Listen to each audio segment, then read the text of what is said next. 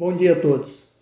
Nós estamos aqui para fazer a gravação da aula da Escola Dominical dos Adultos da Igreja Presbiteriana Independente de EP do dia 8 de agosto de 2021. Como o nosso templo está em reforma, está sendo pintado, eu estou fazendo a gravação dessa aula aqui de casa. Mas eu espero que pelo menos a próxima lição que vai ficar sobre a minha responsabilidade, ela além de ser feita lá no templo, seja feita com a presença de todos vocês. Que a gente vendo aí os novos índices da pandemia, a gente já está prevendo a próxima que esteja brevemente aberto a possibilidade da gente se encontrar presencialmente lá no templo. A lição de hoje é mais uma da série sobre as parábolas de Jesus. Na revista ela é a lição de número 9, a parábola dos talentos. Essa parábola a gente encontra ela contada por Jesus no capítulo 25 do Evangelho de Mateus, dos versículos 14 até o versículo de número 30. O capítulo 25 vem logo depois do 24, né? Mas só para dizer que tanto o capítulo 24 e 25 de Mateus, todos os assuntos que estão sendo tratados ali fazem referência à segunda vinda de Jesus, ainda que ela na época não pudesse ser muito bem entendida pelos discípulos, mas Jesus já estava prevenindo de que haveria uma segunda vinda e que nessa segunda vinda, os seus discípulos, os seus servos deveriam ser encontrados vigilantes, que eles não fossem encontrados de surpresa quando acontecesse essa segunda vinda dele. A parábola do talento em si, antes da gente comentar, só a gente vai dizer o que é talento. Se eu perguntar para qualquer pessoa, possivelmente ela vai dizer que talento é uma capacidade, um dom que todas as pessoas têm. É lógico que cada um dom diferente, uma capacidade diferente, mas isso é o talento que uma pessoa tem. E não está errado, é isso mesmo. Mas o talento, além desse significado que nós temos na língua portuguesa, essa palavra foi utilizada também para traduzir uma medida de peso que era utilizada pelos judeus lá na época de Jesus. O talento, não sei qual é a palavra original, mas o talento aqui nesse sentido, ele é uma medida que, segundo os estudiosos, equivale a 34 quilos. Uma medida que era utilizada para pesar prata e para pesar ouro. Hoje a gente não usa isso, né? Eu sei que tem uma medida de capacidade ou de peso hoje que é uma onça, que eu não sei se é 33 gramas, alguma coisa assim. Mas talento a gente não usa hoje. Mas essa medida, se a gente pegar pelo valor do ouro hoje, por exemplo, quase R$300 a grama, seria 10 milhões de reais. Aqui na lição também há uma outra forma da gente medir o que vale um talento, que o escritor diz o seguinte, que um trabalhador rural, para poder ganhar um talento, ele teria que trabalhar 20 anos. 20 anos, contando 365 dias por ano, daria 7.200 dias. Então, vamos deixar 6 mil dias trabalhado, vamos jogar por R$100 uma diária, equivaleria a 600 mil. Não é 10 milhões, mas ainda continua sendo bastante dinheiro. Não importa o valor em si, mas para a gente ter ideia do que a gente está tratando aqui. O texto, a parábola contada por Jesus, diz o seguinte, que um certo homem, que deveria ter muitas posses, ele resolveu que ia viajar e aquela viagem seria longa, demorar para o retorno dele. Então ele decide chamar os seus servos e distribuir o patrimônio dele para que enquanto ele não voltasse, aqueles servos cuidassem do patrimônio. E ele dividiu, diz o texto, segundo a capacidade de cada um, deu o equivalente a 5 talentos a um deles, ao outro ele deu 2 talentos e ao terceiro ele deu 1. E o texto continua dizendo que logo após a sua partida, O primeiro, que recebeu 5, saiu trabalhar com aqueles recursos, com o talento que ele recebera e granjeou, conseguiu mais 5. Igualmente o segundo, que recebeu 2, saiu, trabalhou e recebeu mais 2, ficando com 4, portanto. Né? E o terceiro, que recebera 1, ele decidiu pegar aquele talento que ele recebeu, cavar a terra e enterrar o talento dele. Quando o patrão, o senhor, retorna, chama os servos para prestarem conta, o primeiro entrega os 5 mais 5, os 10 talentos. E é elogiado pelo senhor, que diz: muito bem, você foi fiel no pouco, eu vou colocar você sobre muito.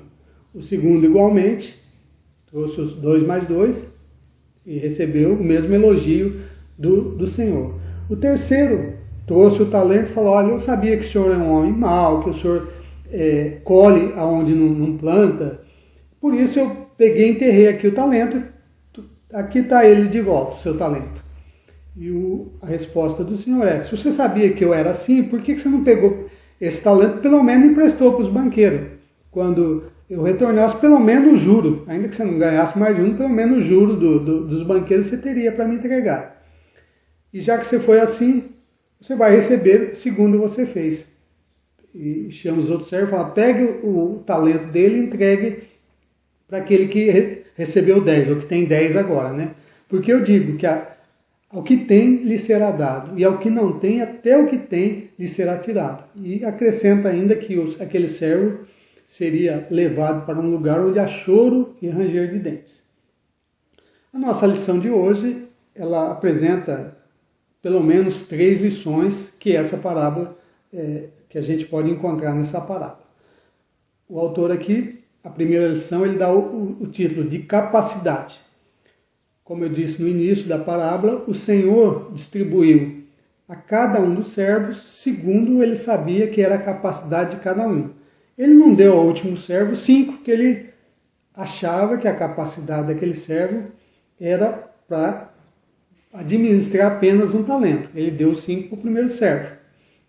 Isso serve para demonstrar, e ainda mais para nós que cremos num Deus que é soberano, que aquilo que nós recebemos em talentos aí, aplicando os dois significados, como dons e como recurso financeiro, aquilo que nós recebemos é o que nós temos capacidade de administrar.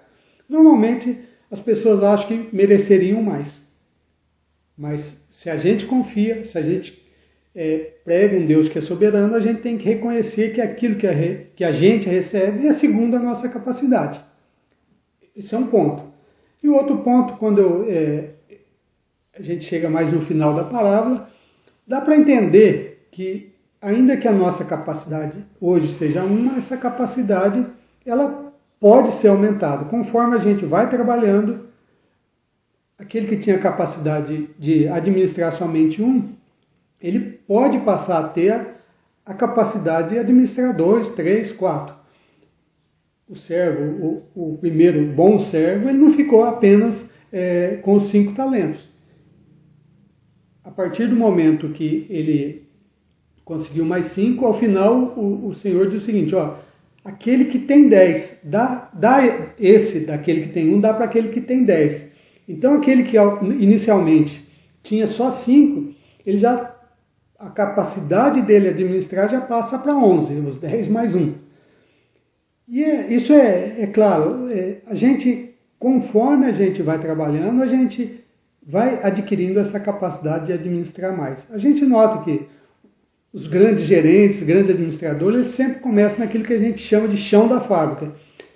Aqueles que conhecem desde o serviço mais humilde, vamos assim dizer, até o serviço que necessita uma capacidade maior, eles têm condição de administrar melhor, porque quando acontece um problema em determinado local, ele já sabe dizer, ou já conhece o que está acontecendo ali. Então, é interessante a gente notar isso, que o nosso Deus nos dá segundo a capacidade de cada um, que cada um de nós temos. A segunda lição é produtividade. A gente ouve que o primeiro servo, assim que o Senhor saiu, ele já saiu também para trabalhar. Então, querendo dizer que Deus espera a produtividade dos seus servos. A gente não tem desculpa para ficar parado. O que a parábola quer nos ensinar é isso, que o dia que Jesus voltar, e esse dia vai ocorrer, espero que não nos encontre despreparados, ele vai cobrar produtividade. Ele vai perguntar para mim, o que você fez com os talentos que você recebeu? Então, por isso, tudo aquilo que nós temos, todos os nossos talentos, dons, recursos, eles têm que ser aplicados, têm que render alguma coisa. Deus deu-nos capacidade para isso. A terceira lição, que é a lição, que é a aula, a lição de hoje da revista nos traz, é fidelidade. Fidelidade aqui significa que quando o Senhor voltou, os servos estavam esperando. É muito fácil, às vezes a gente vê pessoas que, quando creem em Jesus, saem com ardor, produzindo, trabalhando. Isso é muito bom e deve ser assim mesmo. Mas, infelizmente, conforme os anos vão passando, essa vontade de trabalho vai diminuindo, fazendo que, ao longo do tempo, as pessoas vão se esfriando. Então é necessário que o trabalho seja segundo a nossa capacidade, seja produtivo e seja constante. Deus espera que o dia que Jesus retornar para buscar os seus, ele encontre os seus na obra, trabalhando, espalhando a mensagem dele, espalhando o caráter de Deus, produzindo, abençoando outras pessoas e sendo exemplo daquilo que Deus quer do ser humano. Então, em resumo, voltando às lições, aquilo que a gente gostaria de aprender com a parábola de hoje. A parábola do talento nos ensina capacidade. Cada um recebe segundo aquilo que consegue administrar. A parábola dos talentos nos ensina fidelidade, ou melhor, produtividade. Deus espera que cada um que recebeu um talento, um dom, produza. Não é aceitável que os filhos de Deus permaneçam ociosos na sua obra. E terceiro e último, Deus espera fidelidade. Ele não espera que você trabalhe somente um dia, um ano, uma semana, mas que a sua vida, quando Jesus voltar, para você, para mim, seja o dia que nós morremos ou o dia que ele voltar mesmo, a sua segunda vinda, que ele nos encontre no trabalho, na sua obra. É isso. Que Deus abençoe a cada um de vocês. Só em Jesus a paz real eu pude encontrar. O seu amor pude experimentar.